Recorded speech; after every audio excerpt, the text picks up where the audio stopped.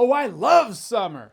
I hate the allergies that come with summer, and I've had an allergy attack all weekend long, so if my eyes look puffy, baggy, or otherwise dead, that's just allergies, or indeed sleep deprivation caused by allergies. Point is, if I look like a ghoul, I do apologize for that. But House of the Dragon Season 2, Episode 4, it's aired, so now it's time to talk about that. That's a spoiler warning if you haven't seen it by now, because it has indeed been another week in which Criston Cole lives to fight another day. How many lives has that guy got? So in this episode, I know, you want me to just talk about the end battle, right? I might just beeline it there, but gonna talk about some other stuff leading up to it briefly, because in true House of the Dragon fashion, in this episode, I was like, all right, coming along. Maybe this episode's the filler. Nope. So we find out Daemon Targaryen's still at Harrenhal. He's still crashing on his friend's couch, dodging his wife's calls, sending her to voicemail, ignoring the ravens. But as he's having fever dreams, or indeed visions, probably due to this really shady witch, in which she was like, I know you don't know me, and I know things about you. I'm sure I come across as a bit creepy, but here, drink this drink. I know you will, because you haven't seen The Hangover in this world, but look at that, you lost time. But as he's there, houses are pledging to Sir Criston Cole. That is to say, they are pledging to King Aegon. It's whatever, you do it too. It's like when you know that family with a bunch of kids and they're all like, this is Kirsten, Kristen, Tristan, and Billy. And funny, once again, Rhaenyra's circle, they're all kind of like, maybe we know how to run things better. In Rhaenyra's case, I feel like she does have more loyalty on her side. Like, you look at Rhaenys, she has such sage advice. It'd be wise to keep her on the council.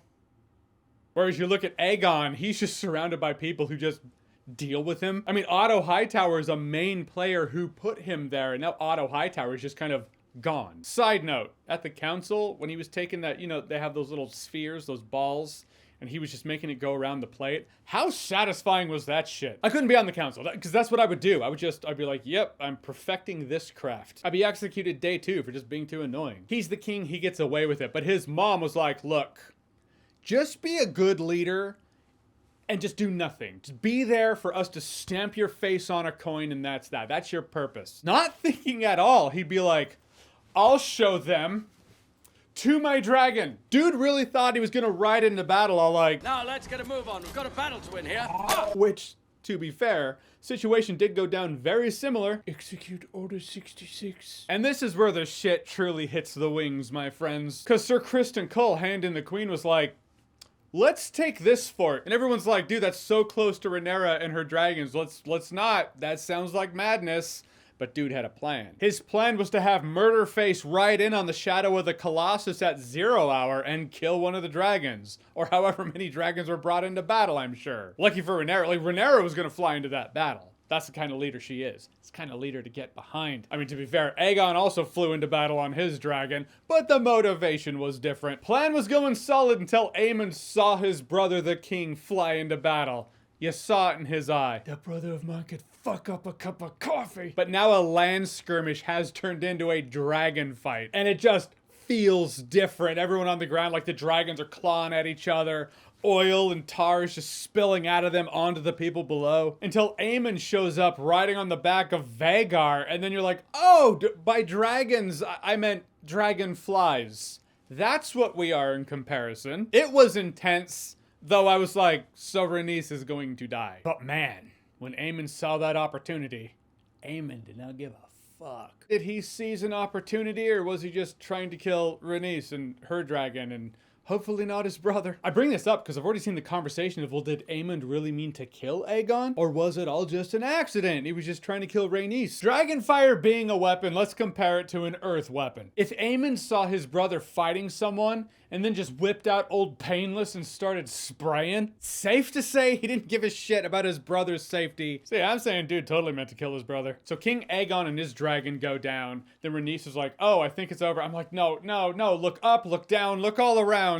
Look somewhere. This thing is coming from above or below. Sure enough, Vhagar just bites her dragon's neck and just starts chomping. Now, in this season, I had heard that they were going to make the dragon's intelligence shine through. I haven't really felt that. Not that they feel still unintelligent, but I haven't seen a moment that speaks to their intelligence more than moments in season 1. But I have in season 1 as well as season 2 felt the bond between Dragon and Dragon Rider. So when her dragon was being killed, it felt like she was watching her dog get killed right in front of her. And before you get on that keyboard about to accuse me of insulting dragons by comparing them to dogs, that was a compliment. Dogs are better than people. And they both drop to their deaths, and you kind of have that feeling that she might have figured at least we get to die together, but in reality, her last thoughts were probably, yeah, I probably should have burned them all alive a few weeks ago when I had the chance. Then Kristen Cole sees Aemon coming up on Aegon's dragon and his body. Well, I mean, I don't know if his body is lifeless, but point is they're both there, and he's drawing his sword, and Cole says something to him, and he puts it back like, yeah, just,